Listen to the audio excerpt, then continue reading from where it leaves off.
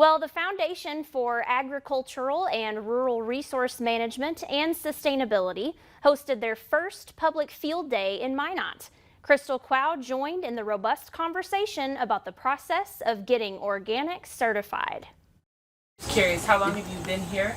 Kyle Fibblestead, a visitor and gardener from Fargo, says he stopped by to pluck a few tips about organic food. And it's good to just be able to grow vegetables for yourself and other people. Start out growing food for just us. Paul Lepp, the owner and operator of Beagle Hill Organic Farm, is working on attaining his organic certification this year.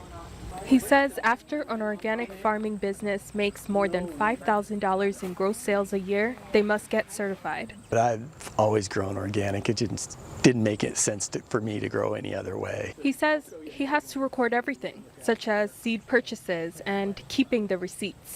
Turn it 5 times. He says he tracks how long compost has been sitting and its temperature, and he keeps a pest management plan. No bare soil. Felicity Merritt, the program manager for the farm group with 2 R's, says Lepp's organic certification process may be different from the next farmer. If you're transitioning your farm to organic from more of a conventional system, that's when you're going to see a little bit longer of the process because you're going to be having to test and prove that you no longer have those chemical residues left on your farm. Lepp says the traditional transition period is 3 years. You have to allow time for the pesticides and the herbicides to degrade, right, so that they're no longer in the food chain.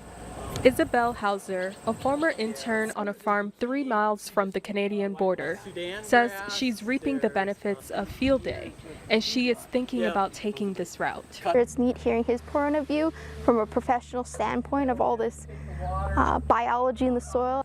Lepp says organic certification isn't all about do's and don'ts. It's also about having an integrated system. In Minot, I'm Crystal Quao reporting for your news leader.